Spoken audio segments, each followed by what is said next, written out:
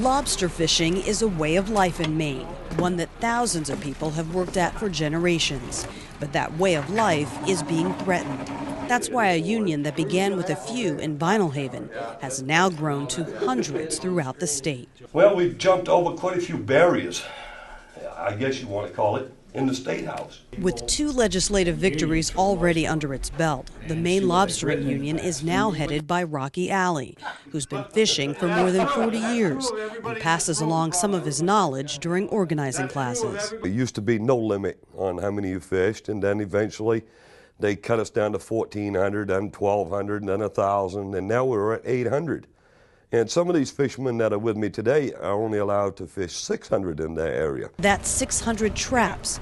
Union members are also concerned about the low price of the lobster they sell at the docks. That's what attracted many of them to join. I didn't feel like that we were getting treated fairly in the lobster market.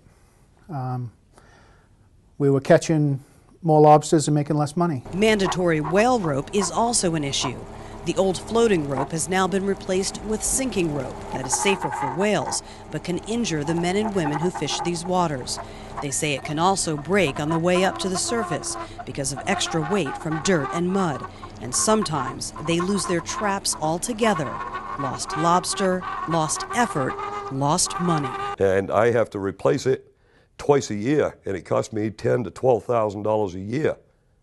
I know I've got to spend that much. That's just one of the costs associated with new regulations, as the price of catching lobster rises, along with boat maintenance, fuel, and insurance. I don't know a lot about unions, but I do know that people get together to help for a common problem, and they come in as a group. And I'm hoping the union, which will be the only thing that I've got left, is a tool that will turn this around. The power would be in numbers. I try to get a lot more people to come and listen and eventually join up with us, because together we can all do a much better job than we can one-on-one. Now, I'm just hoping to leave something, a fishery for the kids now. I know anything at this age I do is going to benefit the next generation, and the last generation left it for me, so I'm hoping to follow suit. Well, it's going to take effort on each of us as individuals to go out and just talk to fellow fishermen and get them more informed. The more you get involved, the more you get informed. Informed enough to make a difference in an industry struggling to survive. We can't do it alone, we need to do it together. For the Machinist News Network, I'm Tanya Hutchins.